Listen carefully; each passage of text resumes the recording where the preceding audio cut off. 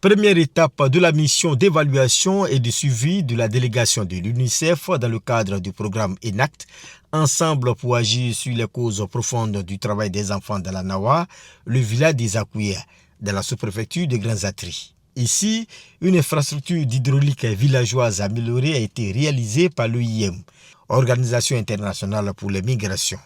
Un soulagement pour les populations. Effectivement, ce château qui est venu, ça nous a aidés, ça nous a plu, surtout nous les femmes, puisque au début, nous tirons des cordes dans les puits, nous avons les courbatures. Prochaine étape de la mission de suivi et d'évaluation, le centre de santé de Yabayo, où les partenaires ont pu évaluer l'interopérabilité entre les services de santé et l'état civil. Selon le sous-préfet de Soubré, Koulibaly Zana, le taux de déclaration des naissances est passé de 10 à 68%, avec pour objectif d'atteindre les 100%. Au centre social de Soubré, dernière étape de la mission du jour, les responsables du projet ont pu toucher du doigt les résultats du soutien institutionnel apportés dans le cadre de la formation civique et professionnelle des jeunes filles formées à des métiers d'avenir. Le projet ENACT a été mis en place pour appuyer les efforts du gouvernement, un appui à la coordination institutionnelle de l'État pour répondre à ces problématiques-là, la protection directe des personnes vulnérables, mais également un meilleur accès aux services sociaux de base et aux opportunités d'emploi décent. La prévalence du travail des enfants a baissé d'une façon significative. Entre la dernière enquête démographique de santé et la dernière de 2023, nous avons vu une baisse de la prévalence de près de 20%. Grâce au succès réalisé dans le cadre de cette première phase du projet, les populations et responsables s'accordent pour la seconde phase, en vue d'éradiquer le phénomène du travail des enfants dans la cacaoculture. Église évangélique des Assemblées de Dieu de Grand Bassam, Temple La Porte du Ciel. Nous ne sommes pas un culte d'adoration, mais plutôt à une séance de sensibilisation face à la recrudescence des conflits fonciers. Un thème d'actualité qui touche toutes les couches de la population. Il s'agit là de faire comprendre les règles qui encadrent l'achat d'un bien immobilier à cette communauté. Lorsqu'on veut acquérir un terrain, il est important de se faire assister d'un spécialiste en la matière. Et ce spécialiste-là, c'est le notaire. C'est lui qui pourra, au vu de toutes les investigations qu'il aura à faire, vous dire si vous pouvez acheter le terrain ou pas, pour éviter de se faire arnaquer. Pour les organisateurs, cette initiative s'inscrit dans une vision plus large, former des chrétiens responsables, éclairés et capables de faire des choix judicieux dans leur vie quotidienne. Nous avons décidé de faire comprendre aux chrétiens, aux fidèles, aux jeunes singulièrement, comment il faut acheter, pourquoi il faut acheter, où il faut acheter, pour éviter justement que les conflits fonciers qui sont légion en ce moment dans notre pays puissent emporter les jeunes. Et c'est ce qui a motivé cette conférence aujourd'hui avec des personnes aguerries en la matière. C'est avec joie que nous prenons cette formation et cette belle initiative de la jeunesse, de la Porte du Ciel, qui ont voulu éclairer la lanterne de chacun d'entre nous sur la sécurisation foncière dans notre société aujourd'hui. On a beaucoup appris parce qu'on a beaucoup de dossiers en cours. On a acquis des terrains qui ne sont pas lotis. Et aujourd'hui, avec cette conférence, je sais quelles sont les démarches à entreprendre pour pouvoir avoir un document. À travers cette conférence sur la sécurisation foncière, cette communauté démontre son engagement pour un évangile holistique tourné vers le bien-être spirituel et social des chrétiens.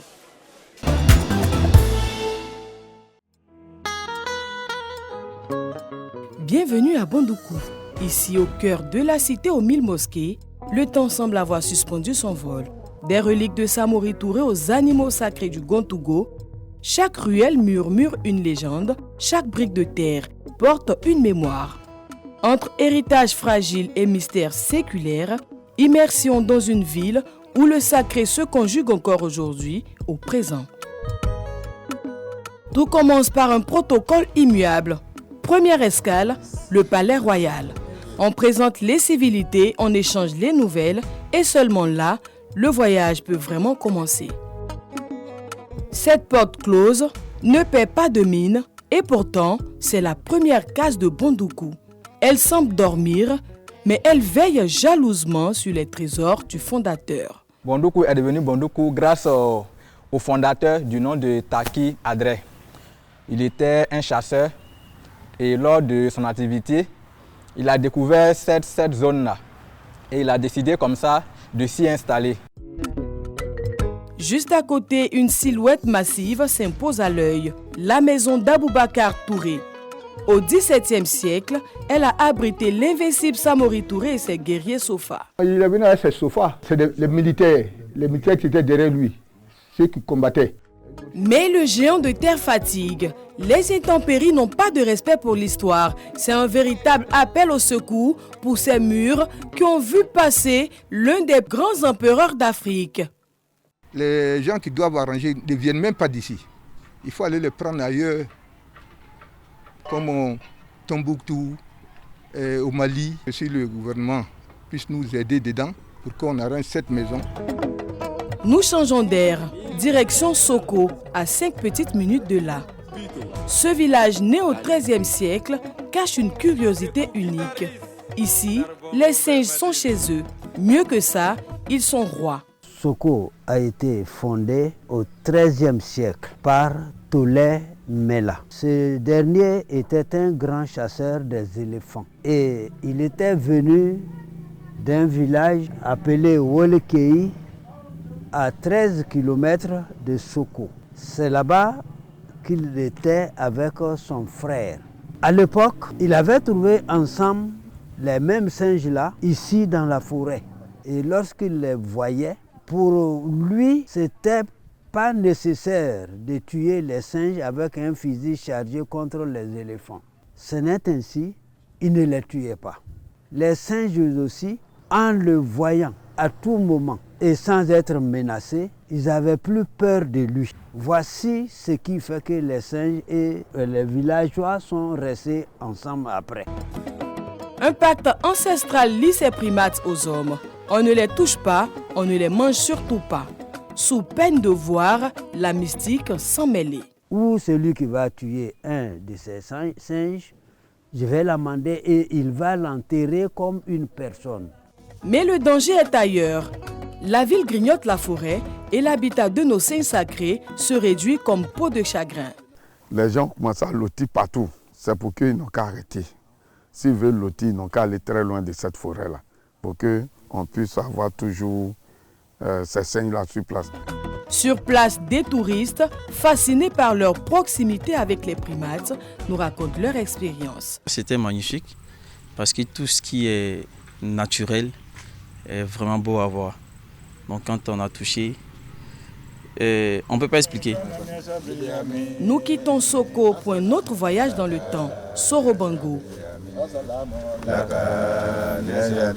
1 millier d'âmes et une mosquée du XVIe siècle qui semble tenir par miracle en parfait équilibre entre terre et ciel. C'est le phare du village, fièrement classé au patrimoine mondial de l'UNESCO. Celui qui a construit cette mosquée s'appelle Baba Ali. En ce moment, nous étions ici, nous étions des musulmans, mais partout où se trouvent des musulmans, il faut qu'ils trouvent quelqu'un pour faire une mosquée. En ce moment, c'était des pierres qui étaient installées là et les gens priaient à l'intérieur. Mais Baba Ali s'est offusqué que des chèvres et des moutons passent à cet endroit et donc il a décidé qu'on construise une maison, un édifice pour qu'on parte à la prière. À la périphérie de la ville, un spectacle insolite brise les codes de l'élevage local. Ici, une 50aine d'autruches, ces oiseaux géants, venus d'ailleurs, règnent sur leur domaine. C'est une autruche, on peut voir, qui est sur le site. C'est le pari audacieux d'un jeune Ivoirien installé en France qui a choisi de ramener cette espèce rare sur sa terre natale, créant ainsi une attraction unique qui pique la curiosité de tous les visiteurs. Historiquement, en Côte d'Ivoire, il n'y avait qu'à Bondoukou, il y avait des autruches, dont les colons en avaient parlé, l'autruche de Bondoukou. Donc il s'est dit, mais aujourd'hui, il n'y a plus d'autruches à Bondoukou, pourquoi ne pas élever ces autruches? Déjà, ça va servir à retracer, à donner au fait un poids à l'attrait touristique de la ville. Escale à Bokoré. Ici, la sacrée coule dans la rivière.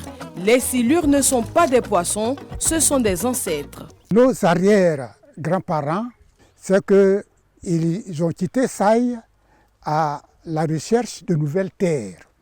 Et comme Langboko s'est dit, nous sommes arrivés dans cette région. Il nous semble que cette région-là nous donne de la joie, nous donne tout ce qu'on veut. Essayons d'habiter ici. C'est ainsi, dans leur promenade, ils ont découvert la rivière. Dans leur groupe, il y a un devin. Ils ont consulté le devin. Voilà de l'eau. Est-ce qu'on peut boire l'eau de cette rivière? Le devin, en réponse, a dit que non. Vous pouvez boire l'eau, mais seulement, je vous conseille de ne pas toucher entre griffes à mes enfants. Ces enfants sont tous ceux qui vivent dans la rivière. Malheur à celui qui sort son filet.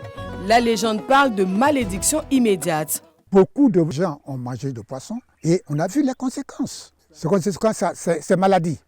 Mais après la maladie, c'est la mort. Notre périple s'achève là où la mémoire de tout un peuple est mise sous clé. Le musée des arts et traditions de Bondoukou. Ici, chaque objet est une page d'histoire. Des récits des Amazones d'Afrique aux épopées du peuple Gontougo. Il y a dans cette photo 3 femmes qui sont en blanc, en pagne blanc et avec des signes sur le front. Ces 3 femmes sont ce qu'on peut appeler dans la tradition des matrones, des mystiques, des femmes qui maîtrisent les secrets de la nature, qui peuvent disparaître et réapparaître. Ces 3 femmes-là, en faisant les miracles, vont être un moment capturées. Et puis, on va les emmener au Bénin comme des esclaves. Arrivé un moment, elles vont même être dans la cour du roi. Il y en a une dedans qui va même être une princesse. Elles vont s'échapper puisque la guerre avec les Portugais, le Bénin en a connu. Donc, ils vont chercher à prendre toutes celles qui sont princesses, reines, etc. Elles vont aller former l'armée la plus puissante qu'on va appeler les Amazones. Dans l'arrière-cour, une vieille machine coloniale qui a tracé les premières routes. Mais parmi les masques et les bijoux, une pièce insolite attire l'œil. Un ballon de cuir, témoin des premiers pas du football continental. Il y a 3 ballons. Le 3e, c'est ce qui a été présenté au Maroc. Les 2 autres sont venus à Bondoukou parce que, d'abord, il y a un fils de Bondoukou qui est l'ami du fondateur, Hassani.